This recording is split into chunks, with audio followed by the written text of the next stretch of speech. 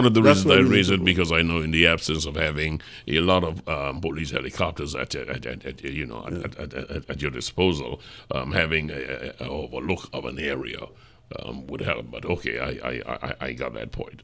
I got that point. Murders, just for the purpose of clarity, right? Arresting people is one thing. A lot of times I hear, for instance, and we just I did a quick inquiry before we got on here, is that I will hear of so many guns being confiscated by the police, but I'm not hearing a consummate amount of people being arrested. Why? Well, let me tell you that the police, the Trinidad and Tobago Police Service, we have extricated over 147 firearms for the year. Thus far,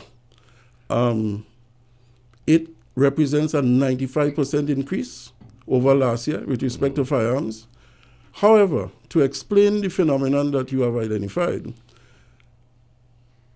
not in every case that the police find firearms that they would arrest somebody with it, for the simple reason that firearms are not necessarily carried at all times on the person or perpetrators. They have realized that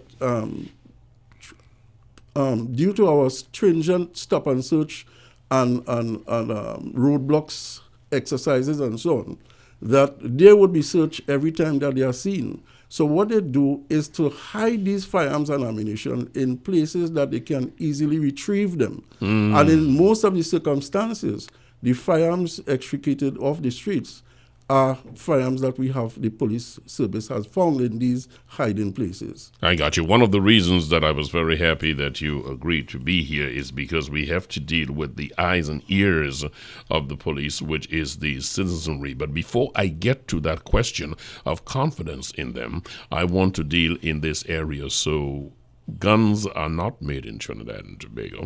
They are imported. They are brought in one way or the other. They are kingpins, and many times when the public think in terms of, I want to work with my police, this is just one aspect of it. But they are always catching the common criminal. What about the kingpins? Where are the big shots, those who are doing the importing? What is happening with it? Why is it the police don't come to us or we hear of some of the kingpins being arrested? Rennie, to get to the kingpins, whilst it is not impossible, but when one looks at the construct that is the organized crime infrastructure, the kingpin, as you put it, is not known to those persons whom you arrest with firearms and ammunition. When you interview those persons, they cannot give you information with respect to the identification of the kingpin because there are layers and tiers, as it were, existing that would insulate the kingpin away from the eyes and ears of the police through interrogation of those persons whom you have arrested. But Deputy Commissioner, what I'm asking is, within your infrastructure, there should be elite units looking for these kingpins. I'm coming to that. When you ask me a specific question, why are persons arrested and not the kingpin? So I'm just drawing that analogy to bring to your attention why this is not happening. However, in the Trinidad and Tobago Police Service, we have some elite organizations, units, in fact, that the Criminal Gang and Intelligence Unit, the OCNFB, Organized Crime, Narcotics and Firearm Bureau, we have the Special Branch. And outside of the Trinidad and Tobago Police Service, we have the Strategic Services Agency. We all collaborate with the use of advanced technology and other things which I do not want to go into, to identify persons who we have you can call kingpins. We are working on a few right now. Obviously I cannot speak about that, but Understood. however, I can tell you that in the world of organized crime and gangs, the Trinidad and Tobago Police Service, we have taken down a few of the kingpins in recent times. I would not call names because these matters are now sub judice before the court, but we have taken down gang leaders in East Dry River and in Northern Division as far as Karapu. and other persons at different tiers in gangs. So it is happening. Persons who are in the narcotic trade, they have been charged for offenses, and they are considered to be high on the list with respect to those persons who perpetrate these type of offenses. 17 minutes after 10 o'clock, encouraging news coming from the Deputy Commissioner of Police, Glenn Hackett, who's with us this morning to know that the action is being done. And as I've said many times, many a day was made famous because seemingly nothing was done the day before. Folks were in fact working, which is exactly what you're saying here. And I want to add one dimension to this. There is also another aspect of investigation that is not known to the public generally. And we have a unit, the Financial Investigation Branch, who work closely with the Financial Investigations Unit to look at money laundering as one of the aspects that would, of necessity, bring down the kingpin that you are speaking about. So we look at suspicious activities in various financial institutions and so on, and we are quietly behind the scenes investigating those suspicious activities, which would eventually lead to the arrest and prosecution of those persons. So that's one aspect that we are looking at. We are even looking at that aspect with respect to terrorist financing and terrorism. You have, like many others in the service and many other criminologists and specialists and consultants, all said what is a given. The police cannot do anything without the eyes and the ears of the citizenry. Citizenry, we know, it's a fact that while there may be some apathy, some suspicion as to reporting, generally everyone wants to communicate. Everyone wants to communicate with the police to bring the information. However, there is the question of confidence.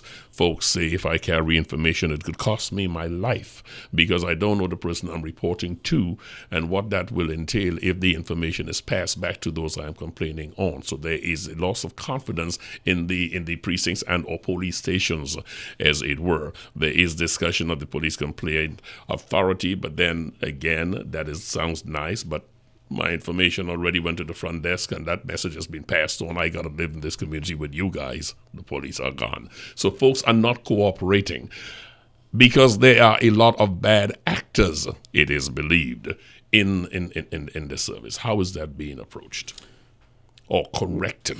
Well, let me answer that question from a broad-based perspective and tell you that within the Trinidad and Tobago Police Service, we have the Professional Standards Bureau.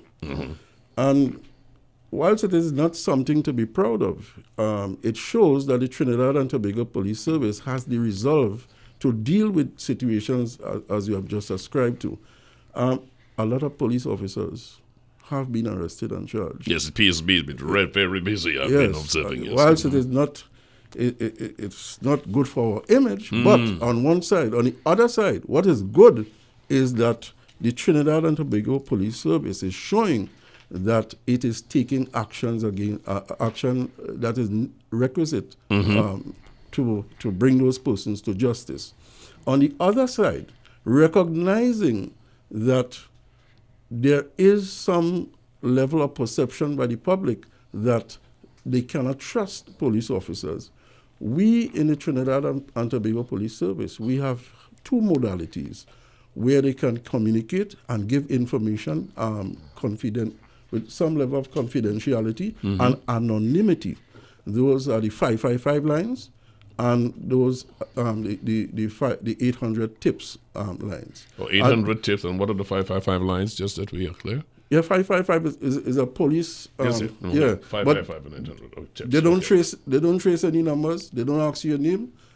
They just take the information from you, and the information is now passed to certain persons in the Trinidad and Tobago Police Service to be actionized. Just to be very clear, 555 and 800 tips, there is no tracing of your information. You remain completely anonymous. Yes. Nobody's asking you any questions. You can call, drop in a tip, and feel comfortable. One area, that's good to know. Please continue, sir. Right. Also, recognizing that the climate, the environment that currently exists is not conducive for persons to come forward and give evidence because of the same situations that you alluded to. The Trinidad and Tobago Police Service, by way of training of personnel, we have embarked on a program of investigation that would accentuate how we process crime scenes and how we look at scenes of crimes, looking at the scientific factors and what we call the solvability factors to enhance our capabilities in solving crimes, because of the fact that it is not in every matter that you will get persons coming forward to give information. A case in point is the Dana Sital matter. We didn't receive any information from anybody. It is just that because of the fact that we use advanced technology, and which includes the CCTV. And yes, so on. A lot of things. So, but I wouldn't go into that because that's sub judice. So there are many other ways that one's working about it. It's useful, the 555 and the 800 tips, very useful. Broken windows theory, Rudy Giuliani, who I don't often like to quote, but the former New York City mayor, he had a broken windows theory.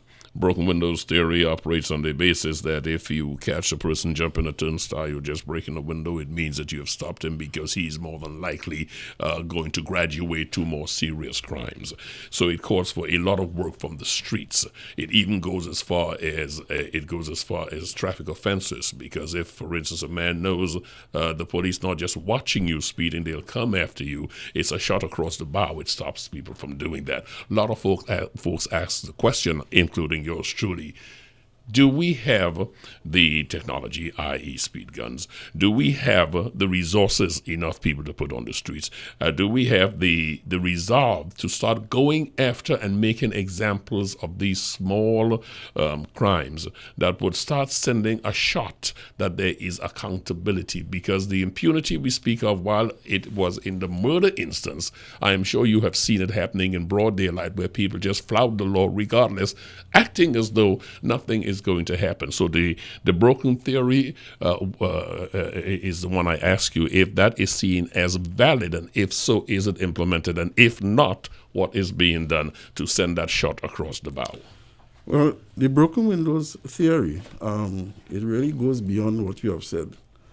I don't know if Rudy Giuliani condensed it into looking at persons caught in flagrante delicto and preventing them from doing other things. But broken windows theory it goes beyond that.